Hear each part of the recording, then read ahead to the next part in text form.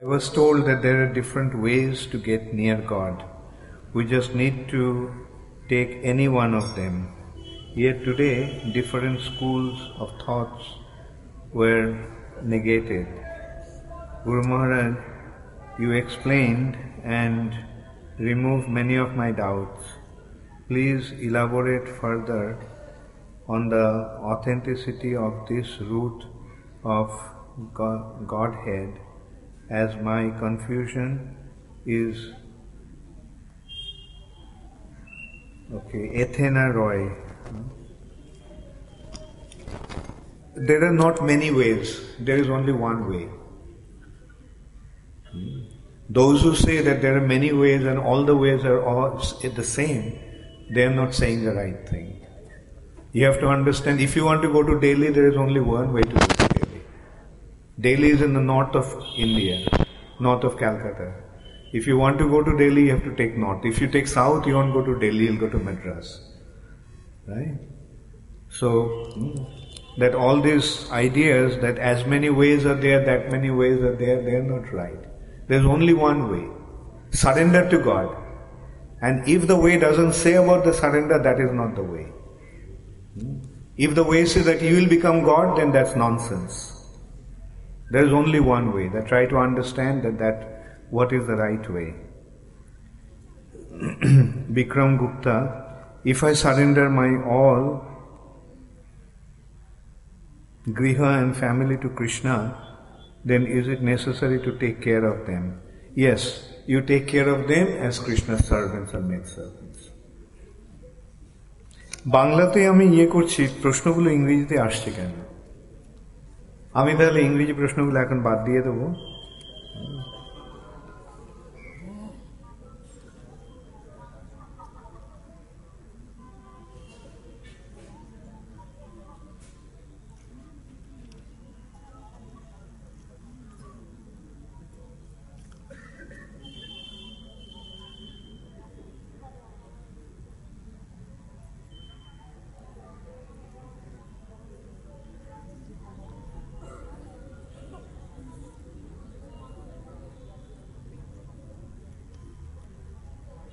হরে কৃষ্ণ, পাপ আর অপরাধের পার্থক্য কি? পাপ হচ্ছে যে কর্মটি করলে দুঃখ ভোগ হয়, সেটা হচ্ছে পাপ। আর অপরাধ হচ্ছে কারোর বিরুদ্ধে যখন তার অসন্তোষের জন্য যে কার্যটি হচ্ছে সেটি অপরাধ। যেমন ভগবানের আইন অমান্য করাটা অপরাধ, আর মিথ্যে কথা বলাটা পাপ। সেইটাই হচ্ছে দুটো পাপ আর অপরাধের পার্থক্য।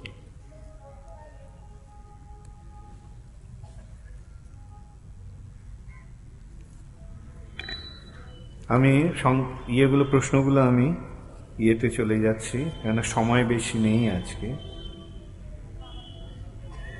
আমি একজন সামান্য নারী, ছোট থেকে গুরুজনদের কাছ থেকে শুনেছি শ্রদ্ধেয় গুরুদেবগণ অনেক আধ্যাত্মিক শক্তির অধিকারী। তারা যে অন্তরিক্ষে বিচরণ করেন তা কেউ দেখতে পারেন না। আমার ধারণা সেই মত ছিল।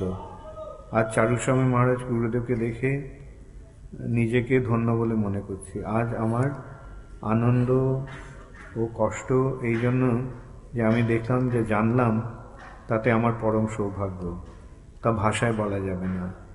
আর কষ্ট, কেননা এই আনন্দের দিন আজ শেষ হয়ে গেল।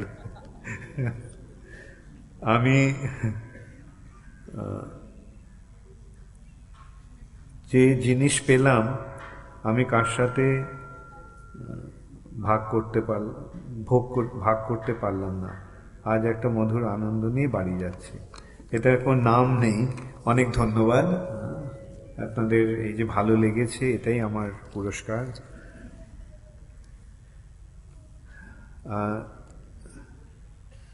যারা ভক্ত নন তারা প্রায় জিজ্ঞাসা করেন যে ইসকন কেন সোশ্যাল ওয়ার্ক করে না, শুধু হরিনাম করে। এর উত্তরে কি বলা উচিত? আমি তাদের বোঝানোর চেষ্টা করছি যে ইসকনে আমাদের শেখানো হয় কিভাবে এই জড়জাগতিক দুঃখ কষ্ট থেকে দূরে থাকব, বা মহাভয় থেকে উদ্ধার পাব, বা শ্রীকৃষ্ণের শরণাগত হব। কিন্তু কনভিন্স করতে পারি না। লোকে বলে ইসকন যে সোশ্যাল ওয়ার্ক করছে তার প্রচার নেই কেন? দয়া করে যদি বলেন আমি কিভাবে তাদের বোঝাবো যে আমাদের ইসকন যা করছে তা শাস্ত্রসম্মত ও প্রকৃত উপকার যদি করে থাকে কেউ তা হলে তা এই সংস্থা করছে। নীলাঞ্জনা সরকার, নীলাঞ্জনা সরকার, আচ্ছা। হ্যাঁ, ইসকন, আপনার প্রশ্ন, ইসকন সোশ্যাল ওয়ার্ক করে না কেন? লোকেরা অনেকেই বলে।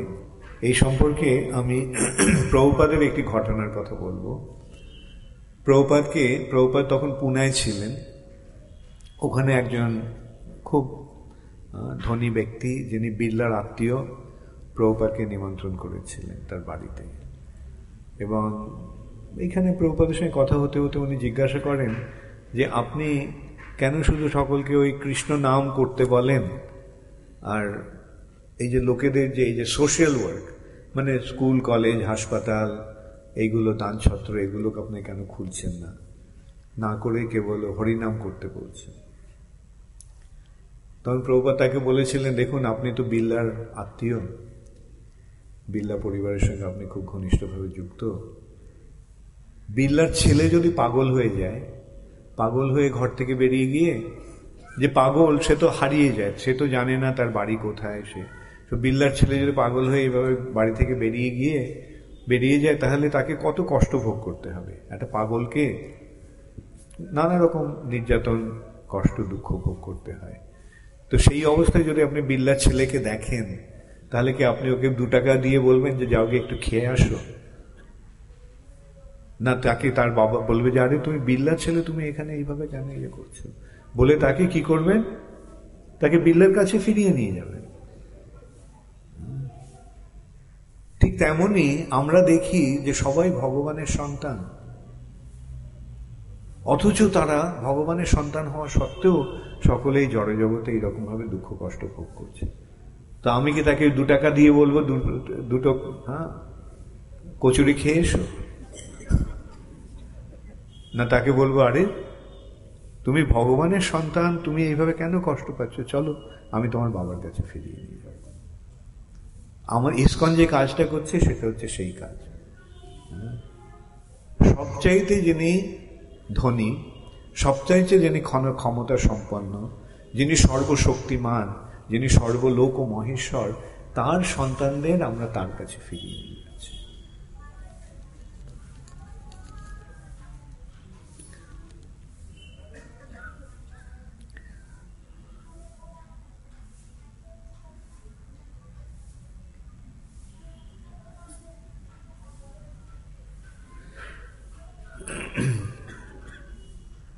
আচ্ছা, এই প্রশ্নটা করছে কিশোর ও রাজেশ। ভগবান যখন এই ধরাধামে অবতরণ করেন তখন তিনি সাঙ্গপাঙ্গ পার্ষদ ও ধাম নিয়ে অবতরণ করেন। তবে এই কলিযুগের শেষে ভগবান কল্কি অবতার হয়ে যখন অবতরণ করবেন তখন কি তিনি তার সাঙ্গপাঙ্গ পার্ষদ নিয়ে অবতরণ করবেন? এই যে সপার্ষদ স্বীয় ধাম সহ অবতরী, এটা চৈতন্য মহাপ্রভু সম্বন্ধে বলা হচ্ছে। সব অবতারে ভগবান সাঙ্গপাঙ্গ পার্ষদ নিয়ে আসেন না। এটা কলিযুগে জীবের একটা বিশেষ কৃপা যে ভগবান তার সাঙ্গপাঙ্গ পার্ষদ নিয়ে আসছেন। যেমন তখন যিনি বরাহদেব রূপে যখন এলেন তখন তিনি সাঙ্গপাঙ্গ পার্ষদ নিয়ে আসেননি। নৃসিংহদেব রূপে যখন এলেন তখন তিনি পার্ষদ নিয়ে আসেননি। বামনদেব রূপে যখন তিনি এলেন পার্ষদ নিয়ে আসেননি। কেবল এই কলিযুগে যখন তিনি আসেন এবং দাপর যুগে যখন তিনি আসেন তখন তিনি তার পার্ষদ সহ আসেন। আপনি বললেন মহারাজ মহাপ্রভু হলেন রাধাকৃষ্ণের মিলিত তনু, তাহলে বলা হয় গদাধর পণ্ডিত হলেন রাধারানী। আমার প্রশ্ন হলো গদাধর পণ্ডিত কে? আপনি তো নিজেই বললেন গদাধর পণ্ডিত হচ্ছেন রাধারানী। আবার হ্যাঁ, এখানে প্রশ্ন যেটা করছেন আপনি, রাধাকৃষ্ণের মিলিত তনু হচ্ছেন চৈতন্য মহাপ্রভু, তাহলে গদাধর পণ্ডিত কি? গদাধর পণ্ডিত ও রাধারানী।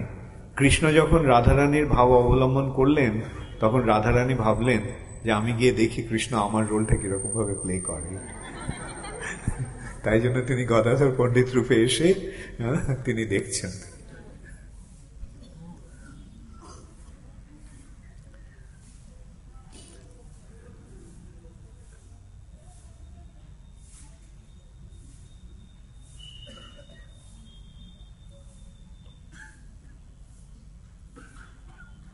আমি ইংরেজি প্রশ্নগুলো আমি করছি না, আমার খারাপ লাগছে এভাবে বলতে, কারণ অনেকগুলো ইংরেজি প্রশ্ন আমি দেখছি রয়েছে। আচ্ছা ঠিক আছে, আমি এখানে একটা ইংরেজি প্রশ্ন এসছে, আমি দেখি। প্রশ্নটা করেছেন Ghanshyam Anand Das. Ghanshyam Anand Das, how this 6 items, Ghanshyam Anand Das, তুমি বাংলা বোঝো? তুমি কোথাকার লোক? হ্যাঁ, বারাণসী। ও আচ্ছা, ঠিক। How these 6 items of Sharanagati, one individually how individually important for chanting of holy name. I mean to say how each of them help us to chant better. The more you practice this surrender, the more your chanting will improve. The more you recognize the importance of surrendering to Krishna. Who is Krishna in this age? The holy name. So when you are surrendering, to whom are you surrendering? You are surrendering to the holy name. And this is how your chanting will improve.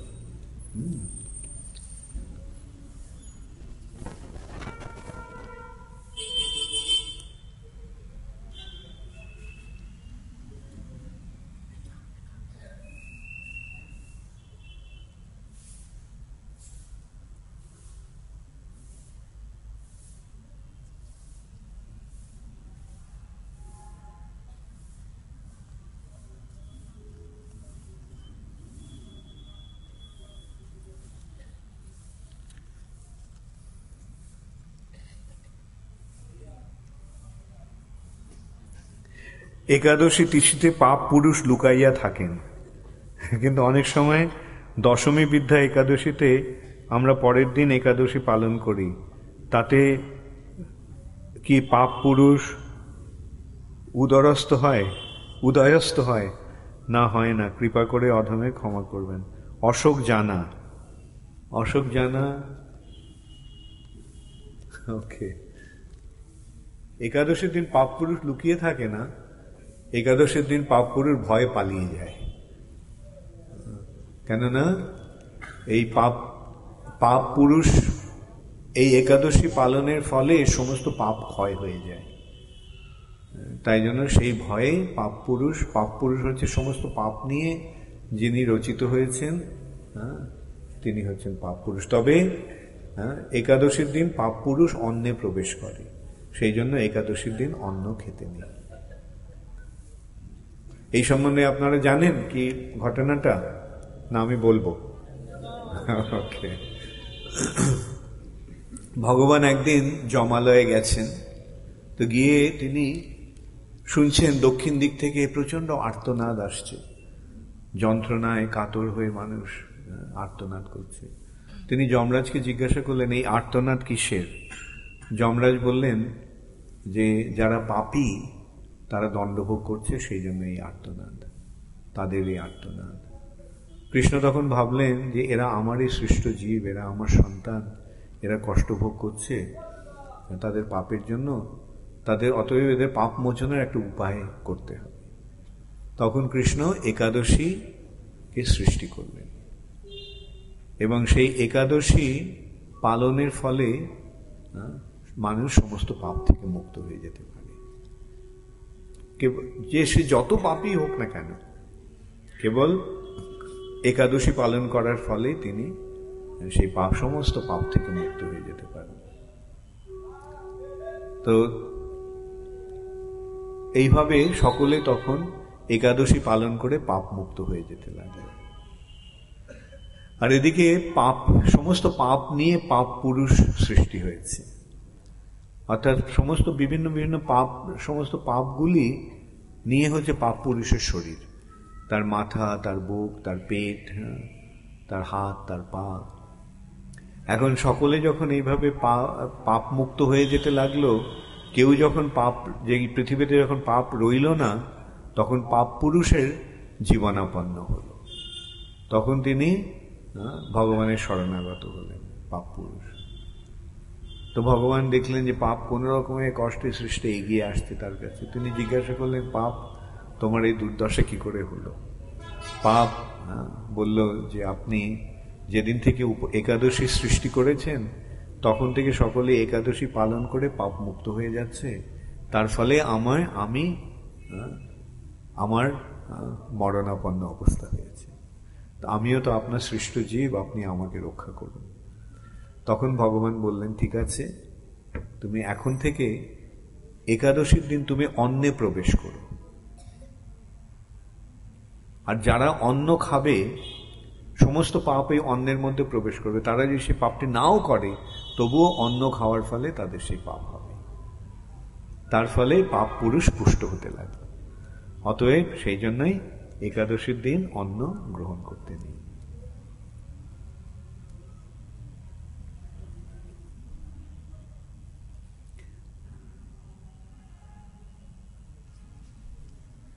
অনেকগুলো প্রশ্ন যেগুলো উত্তর দিয়ে দিয়েছি সেগুলো আমি আর বলছি না। আপনি বাণী চৌধুরীকে আপনি ওই এক কথাই লিখেছেন যে বুদ্ধদেব কেন অবতার হয়েও তিনি তাকে বেদকে স্বীকার করেনি, তাই উনি নাস্তিক। বুদ্ধদেব নাস্তিক নন, এটা বোঝার চেষ্টা করেন। আমি কখনো বলিনি বুদ্ধদেব নাস্তিক, বৌদ্ধ হচ্ছে নাস্তিক। এই মতবাদ যারা পোষণ করছে, যারা বেদকে মানছে না, তারা নাস্তিক। আর বুদ্ধদেব এসেছেন একটা কার্য সাধন করার জন্য। সেই কার্যটা হচ্ছে যে পশু হত্যা বন্ধ করার জন্য।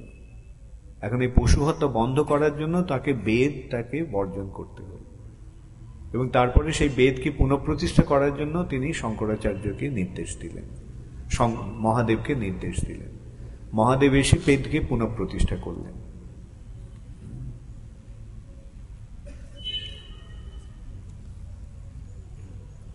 তাই জন্য এই ভারতবর্ষে বুদ্ধ ধর্ম দেখতে পাচ্ছেন কোথাও আছে?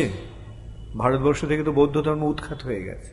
কে করেছিল সেটা জানেন? ভারতবর্ষ থেকে বৌদ্ধ ধর্মে উৎখাত কে করলো? শঙ্করাচার্য করেছে। তা এখন যখন বৌদ্ধ ধর্ম এখানে নেই, তো এই তথ্যটাকে বোঝার চেষ্টা করুন। বুদ্ধদেব নাস্তিক নন, তিনি ভগবান। ভগবান নাস্তিক হবেন কেন? আর তিনি বলেননি, তিনি নাস্তিক্যবাদ করেননি। তিনি বলছেন যে বেদ মানার দরকার নেই। অতএব যারা বেদ মানছে না তারা নাস্তিক। বুদ্ধদেবের মতবাদটা নাস্তিক মতবাদ নয়। আর বুদ্ধদেবের আপনি যদি দেখেন বুদ্ধদেবের শিক্ষা, বুদ্ধদেবকে যখনই ভগবান সম্বন্ধে জিজ্ঞাসা করা হচ্ছে তিনি নিস্তব্ধ, তিনি কোনো উত্তর দিচ্ছেন না, কেন তিনি তো নিজেই ভগবান। অতএব এখানে যেহেতু তারা বুদ্ধদেবকে অনুসরণ করছে, তার ফলে তারা ভগবানকে অনুসরণ করছে। তবে এই অনুসরণটা প্রত্যক্ষভাবে হচ্ছে না, এটা পরোক্ষভাবে হচ্ছে। ডাইরেক্টলি হচ্ছে না, ইনডাইরেক্টলি হচ্ছে।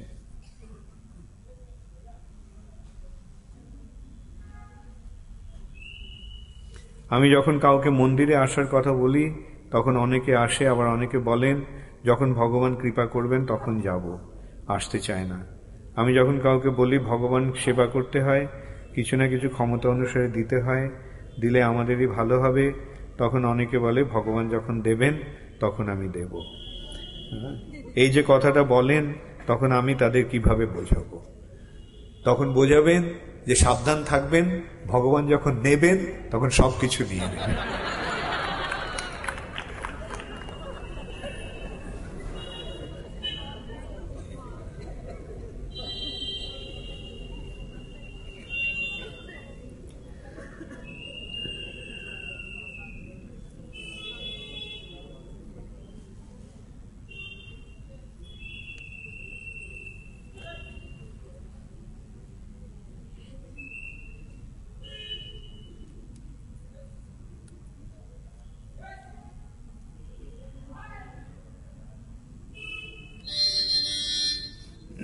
হ্যাঁ, এখানে প্রশ্ন করেছেন অমিতাভ সাহা।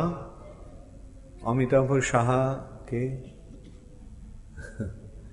আচ্ছা, যাই হোক, আপনি বলছেন একসঙ্গে চ্যান্টিং ও আপনার কথা শোনা যাবে না। আমার কথা না, একসঙ্গে চ্যান্টিং আর অন্য কিছু করা যাবে না, কারণ মন একটা। তাহলে ভগবান শ্রীকৃষ্ণ অর্জুনকে কিভাবে উপদেশ দেন যে আমাকে স্মরণ করতে করতে যুদ্ধ করো? আমাকে স্মরণ করতে করতে যুদ্ধ করো মানে আমার আশ্রয় থেকে যুদ্ধ করো। ভগবান যে রয়েছেন সেই বিশ্বাসটা নিয়ে যুদ্ধ করো। যুদ্ধ করার সময় অর্জুন যখন বাণ মারছেন তখন তিনি কৃষ্ণকে ভাবছেন না, তিনি তার শত্রুর দিকে তাকিয়ে বাণ মারছেন। কিন্তু তার যে মনোভাব সেটা হচ্ছে আমি ভগবানের আশ্রয়ে রয়েছি, ভগবান আমাকে রক্ষা করছে। একসঙ্গে মনে দুটো কাজ করা যায় সেই কথা, এটা তো সাধারণ জ্ঞানের কথা। একসঙ্গে দুটো কাজ করা যায়? আপনি বই পড়তে পড়তে চিঠি লিখতে পারেন?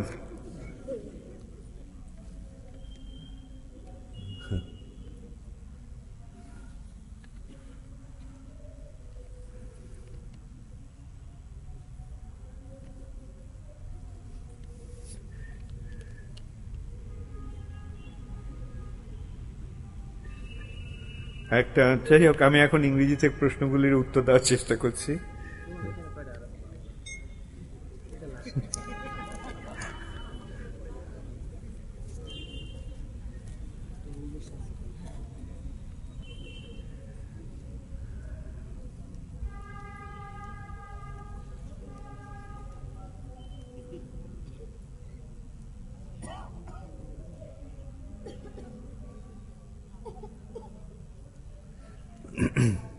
আমাদের ভক্তি জীবনে প্রতিদিন জপ করার সময় আমাদের বিভিন্ন পারিপার্শ্বিক পরিস্থিতি, ঘটনা বা পরিকল্পনার দ্বারা মন বিক্ষিপ্ত হয়ে যায়।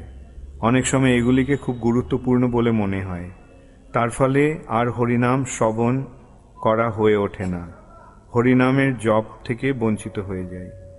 যদি কৃপা করে বলেন আমাদের কিভাবে এই পরিস্থিতিগুলি এড়িয়ে হরিনাম শ্রবণ ও তার সেবা করতে পারি। আমি আগে বলেছিলাম যে নাম মনোযোগ সহকারে করতে হবে। মনোযোগ মানে মনটা যুক্ত থাকবে নামে। এখন মনটা যদি নামে যুক্ত না থেকে অন্য কোথাও চলে যায়, সেটা হচ্ছে তাহলে অনবধানে নাম। অবধান বা কনসেন্ট্রেশন ছাড়া নাম হচ্ছে, সেটা চেষ্টা করতে হবে যাতে না হয়। তার কারণটা কি, মনটাকে নামে যোগ দিতে হবে। সেই জন্য কি করতে হবে, নামটাকে গ্রহণ কোথায় হচ্ছে, কিভাবে হবে নামটা গ্রহণ? নামটা গ্রহণ কি আমরা হাত দিয়ে করব? নামটা গ্রহণ করতে কি দিয়ে হবে? কান দিয়ে। তাই জন্য ওই শ্রবণটাতেই নামটাকে, শ্রবণের মধ্যে নামটাকে রাখতে হবে। ওইভাবে চেষ্টা করতে হবে যে মনটা যদি বিক্ষিপ্ত হয়, মনটাকে ধরে কোথায় আনবো সেই প্রশ্নটা আসছে। মনটা চলে যাচ্ছে অন্যদিকে, এটা যাবে। অর্জুনও বলছেন চঞ্চল হি মনকৃষ্ণ প্রমাথি বলভদ্রেরহম। মনটা চঞ্চল, চঞ্চল মানে নিরন্তর চলছে একটা থেকে আরেকটা জায়গায়। তো এখন সেই মনটাকে কিভাবে একাগ্রীভূত করা যায়, তার হচ্ছে শ্রবণ। আর ভগবানও তাই কি বললেন, অভ্যাসেন তু কৌন্তেয় বৈরাগ্যেন চ যুক্ত গৃহ্যতে। অভ্যাসের দ্বারা সেটাকে কন্ট্রোল করতে হবে। হচ্ছে আমি বুঝতে পারছি, তো এখন কি করতে হবে? আমাকে অভ্যাস করতে হবে মনটাকে ধরে রাখার জন্য। কোথায় ধরে রাখতে হবে? শ্রবণে।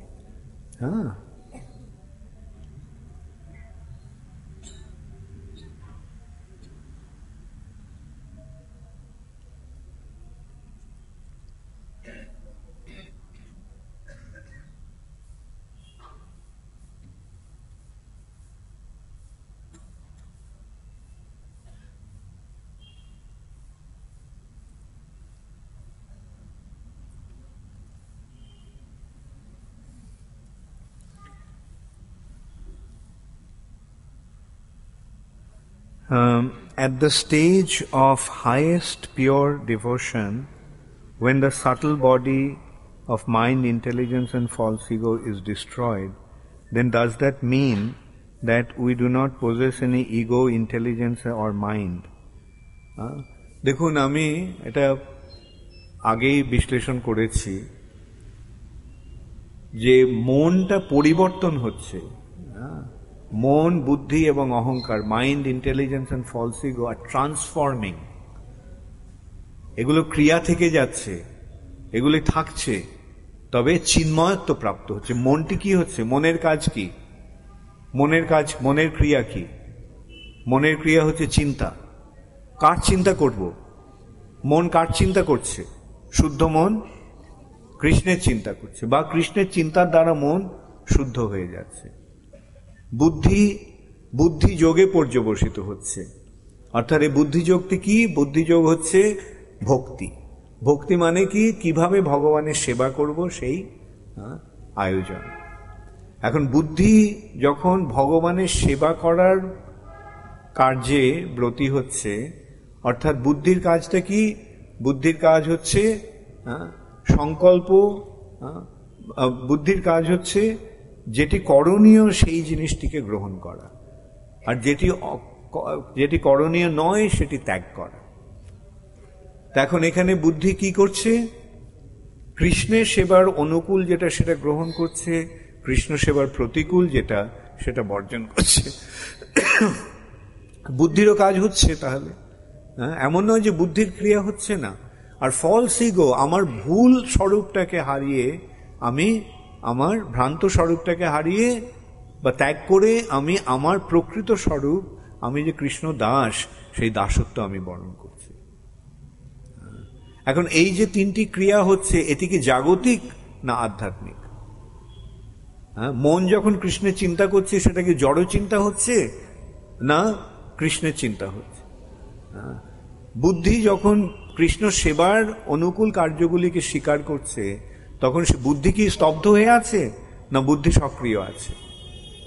আর আমি যখন কৃষ্ণের দাস হয়ে গেলাম, তখন আমার আমিত্ব কি রইল না আমার আমিত্ব চলে গেল? এটা বুঝতে হবে যে আমার যে ভ্রান্ত যে পরিচয় ছিল, সেই ভ্রান্ত পরিচয়টা থেকে মুক্ত হয়ে আমি আমার প্রকৃত স্বরূপে অধিষ্ঠিত হলাম।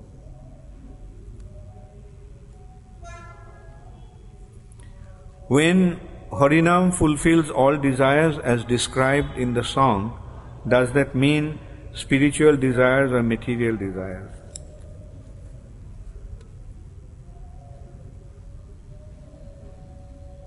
Kindly explain the meaning on importance of Yukto Boiragyo. Nilam. Yukto Boiragyo mane? You understand Bengali. So let me just... প্রশ্ন হয়েছে যে যুক্ত বৈরাগ্যের অর্থ এবং গুরুত্ব আপনি যদি একটু বিশ্লেষণ করেন। বৈরাগ্য মানে হচ্ছে ত্যাগ। এখন এক রকমের ত্যাগ আছে সবকিছু ছেড়ে দিয়ে চলে যাওয়া, আর আরেক রকমের ত্যাগ হচ্ছে যে আমি সবকিছুর মধ্যে আছি, কিন্তু আমি অনাসক্তভাবে ভগবানের জন্য সবকিছু করছি। এই যে অনাসক্ত হয়ে ভগবানের জন্য যে সবকিছু করা, সেটাতে আপাত দৃষ্টিতে মনে হচ্ছে তাতে বৈরাগ্য নেই, কিন্তু সেটাকে বলা হচ্ছে যুক্ত বৈরাগ্য। আমি যুক্ত আছি বিষয়ের সঙ্গে, কিন্তু অন্তরে আমি বিরক্ত। You understand? সেই সম্বন্ধে বলা হচ্ছে দু রকমের বৈরাগ্যের বিশ্লেষণ হচ্ছে এখানে। একটা হচ্ছে প্রাপঞ্চিকা তয়া বুদ্ধা হরিসম্বন্ধী বস্তু ন মুমুক্ষুভি পরিত্যাগ বৈরাগ্যং ফল্গু কথ্যতে। এই যে ফল্গু বৈরাগ্য মানে ভ্রান্ত বৈরাগ্য, ভুল বৈরাগ্য, কপট বৈরাগ্য, তার বিশ্লেষণ এইভাবে হচ্ছে যে প্রাপঞ্চিকা তয়া বুদ্ধা হরিসম্বন্ধী বস্তু না, ভগবানের সেবার জন্য যে বস্তুগুলি, সেইগুলিকে প্রাপঞ্চিক বা জাগতিক বলে মনে করে সেগুলিকে ত্যাগ করাকে বলা হয় ফল্গু বৈরাগ্য। রাইট? You understand? সকলে বুঝতে পারছেন যে বিষয়গুলি রয়েছে, যেগুলি দিয়ে ভগবানের সেবা করা যেত, সেই জিনিসগুলোকে যদি আমি ত্যাগ করে চলে যাই, তাহলে সেটা হচ্ছে ফল্গু বৈরাগ্য। প্রাপঞ্চিকা তয়া বুদ্ধা হরিসম্বন্ধী বস্তু ন মুমুক্ষুভি, মুক্তি লাভের আশায় পরিত্যাগ বৈরাগ্যং ফল্গু কথ্যতে। আর আরেকটি হচ্ছে যুক্ত বৈরাগ্য, তার বিশ্লেষণ হচ্ছে অনাসক্তস্য বিষয়ান যথার্হম উপযুঞ্জতে নির্বন্ধ কৃষ্ণ সম্বন্ধে যুক্তং বৈরাগ্যমুচ্যতে। বিষয়ের প্রতি অনাসক্ত হয়ে, অনাসক্তস্য বিষয়ান যথার্হম উপযুঞ্জতে, যেই জিনিসগুলি প্রয়োজন, যতটুকু প্রয়োজন, সেগুলি কোন বিষয়গুলি? নির্বন্ধ কৃষ্ণ সম্বন্ধে, কৃষ্ণ সেবার জন্য যেই বিষয়গুলি, যে বস্তুগুলির প্রয়োজন, সেই বস্তুগুলিকে যদি গ্রহণ করে কৃষ্ণ সেবায় নিযুক্ত করা হয়, প্রয়োগ করা হয়, সেটা হচ্ছে যুক্ত বৈরাগ্য। সেটা যুক্ত বৈরাগ্যের দৃষ্টান্তটা কেমন? ইসকন যেটা করছে। ইসকন কি করছে? ইসকনের ভক্তরা কি সবকিছু ছেড়ে জঙ্গলে চলে যাচ্ছে? ইসকনের ভক্তরা কি করছে? ওরা বড় বড় শহরে থাকছে, বিভিন্ন জায়গায় গিয়ে গাড়িতে করে যাচ্ছে, প্লেনে করে যাচ্ছে, ট্রেনে করে যাচ্ছে। তো লোকেদের আপাত দৃষ্টিতে মনে হতে পারে যে এরা তো সাধু, এরা তো বৈরাগী নয়, এদের ত্যাগ নেই। কিন্তু তাহলে কি ইসকনের ভক্তরা কি ওরা কি বিষয়ী? কেন নয়? তার কারণ হচ্ছে ওরা যেটা করছে ওরা নিজেদের জন্য করছে না, ওটা ভগবানের বাণী প্রচারের জন্য করছে। এটা হচ্ছে যুক্ত বৈরাগ্য। দেখে মনে হচ্ছে যেন তারা যুক্ত রয়েছে বিষয়ে, কিন্তু আসলে তারা ত্যাগী। কৃষ্ণ সেবার যাহা হয় অনুকূল, বিষয় বলিয়া ত্যাজে সব হয় ভুল। কৃষ্ণ সেবার অনুকূল যেটা ছিল, যে সেই বিষয়টাকে যদি ত্যাগ করা হয় তাহলে সেটা ভুল হয়ে যাবে।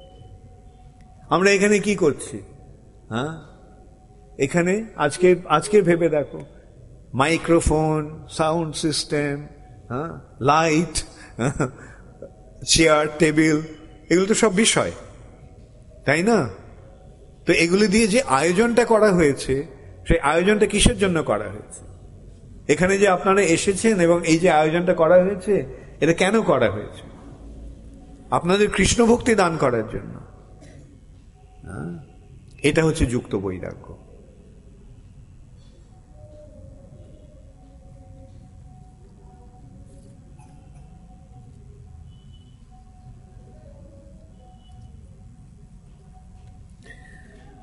হ্যাঁ, তুলসী মঞ্জুরি। আমার প্রশ্ন হচ্ছে, কেউ যদি, ডিড ইউ রাইট ইট? ওকে। আমার প্রশ্ন হচ্ছে, কেউ যদি ভগবানের প্রতি অ্যাটাচ না হয়ে তার গুরুদেবের প্রতি অ্যাটাচড হয়, সেটা কি ঠিক? না। গুরুদেব ভগবানের প্রতিনিধি, প্রথম অ্যাটাচমেন্ট আসছে ভগবানের প্রতি, সেই জন্য গুরুদেব। ভগবানকে বাদ দিয়ে যদি গুরুদেব হয় তাহলে সেই গুরুদেব নয়। ভগবানকে ভগবানের প্রতিনিধি রূপেই গুরুদেবের পরিচয়। গুরুদেব যদি ভগবানের প্রতিনিধিত্ব না করে তাহলে তিনি সদ্গুরু নন। অর্থাৎ শিষ্য বলতে পারে যে আমি, হতে পারে যে গুরুদেবের প্রতি আসক্ত হলো, কিন্তু গুরুদেব শিষ্যকে কি দিচ্ছে? গুরুদেবের কাজটা কি? গুরুদেবের কাজ কি তার প্রতি শিষ্যকে আসক্ত করা, না ভগবানের প্রতি আসক্ত করা? এখন গুরুদেব যদি সেটা না করেন তাহলে তিনি গুরু নন, তিনি সদ্গুরু নন। অনেক সময় বলা হয় যে তিনি গুরু নন, তিনি গরু।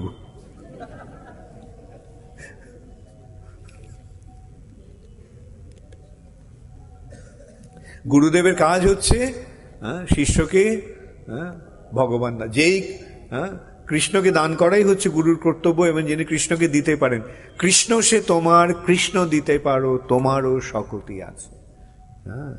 সে যদি গুরুদেব যদি কৃষ্ণকে না দেন তাহলে তার গুরুত্ব কোথায়? তিনি গুরু নন, তিনি লঘু। He is not heavy, he is light. তা ঠিক আছে, তাহলে আজকে আমরা